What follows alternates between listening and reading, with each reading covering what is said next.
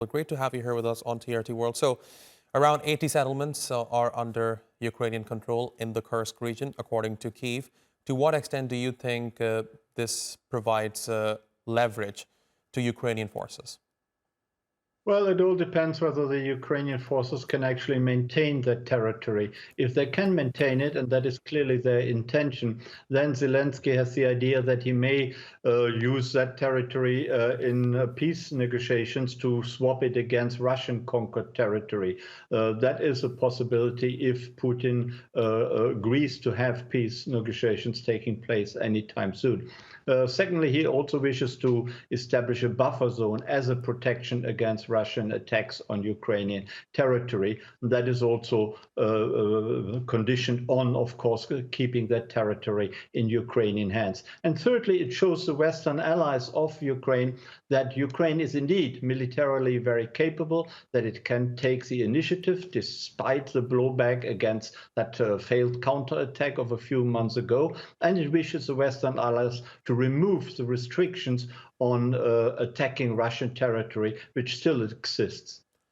Okay, now, Professor C, this is what I have been wondering, especially when it comes to these latest developments. I mean, when we look at Russia's war in Ukraine over the past 2 years or so, we have heard on multiple occasions Russia taking control of A, B, Z territory that belongs to Ukraine. But perhaps this is the first time we are hearing Ukrainians taking control of a Russian territory in Russia.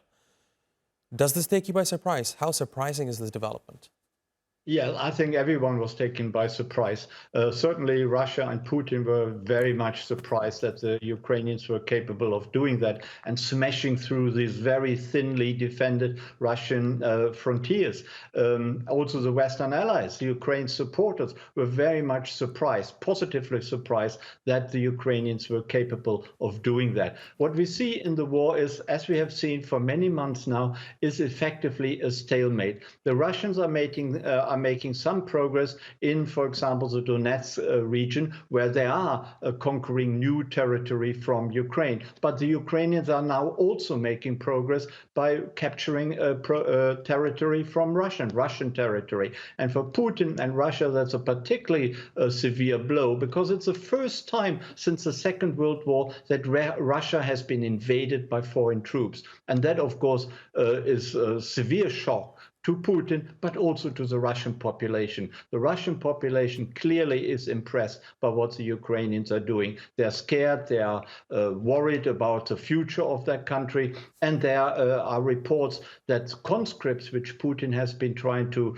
obtain to throw against the Ukrainian attack around about Kursk, that these conscripts are also increasingly being worried and rising up in arms, that the parents of these conscripts are writing to Putin and protesting that they are poor, pretty untrained soldiers, new soldiers, conscripts, that they are being thrown against these very experienced Ukrainian forces in the Kursk region. So that all is not very good for Russia at all. Right. I mean, certainly, if you look at the recent developments, Russia appears to be on the back foot here, and the Ukrainian troops are on the front foot. But I want to look at the bigger picture.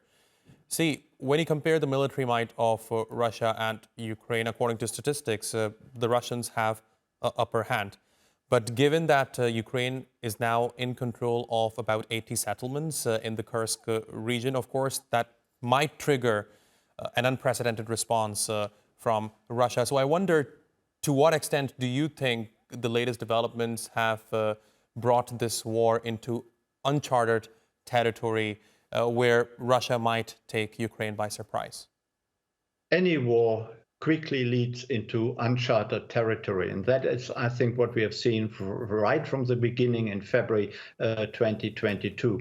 But Putin is a great one for threatening all sorts of things. He is the one who resorted to threatening with the use of nuclear weapons. And of course, that has not happened. And even the Chinese have warned him not to do so. So Putin is threatening all sorts of answers, whether he's actually capable, whether the Russian army is capable of of doing that? This is very much the question. But what we see in the war here is that essentially no side can win that war. The Russians are not strong enough to win this war, and the Ukrainians are also not strong enough to clearly win this war and defeat Russia. Therefore, some sort of compromise solution needs to be achieved, and this is probably peace negotiations. But peace negotiations mean that both sides need to give.